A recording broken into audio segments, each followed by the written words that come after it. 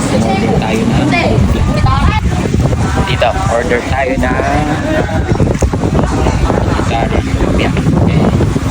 Ito, let's go! Famous lumpia. Vegetarian. Tofu also. Vegetarian. Sisig, tofu. And banana shake. Panig ako sa taas. Maganda yung ambience dito sa second floor. Wow! Sisig tofu. My favorite. Banana shake. Nice. Thank you po. Tara guys, kain tayo. Ito yung vegetarian siya, pero ito, na-try ko na to, hindi ito vegetarian. Masarap. Favorite ko. Ito yung masarap na lumpia. Meron silang pork. Lumpia. At pinili ko yung vegetarian. Pwede yung sweet chili. And suka. Masarap siya.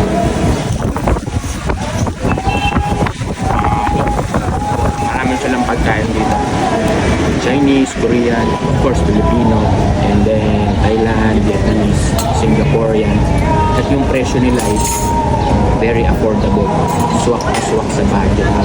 Pagpupunta ka ng Boracay. Panalo ka dito kumain. Dito lang to sa main road. Madali siyang hanapin. Init.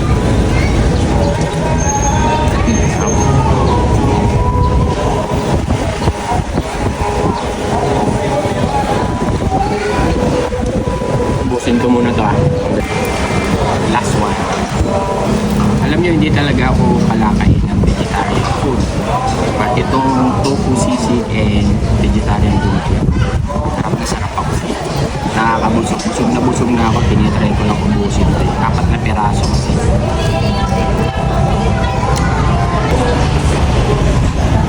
So, kung naghahanap kayo ng quality food and then affordable, dito lang yan sa Boracay Beach Track. Dito sa main road. Ayan. Madali lang siyang makita dahil sa red truck. Ito lang. Ayan. Sa may Boracay logo. So, masarap ang pagkain dito. Try nyo.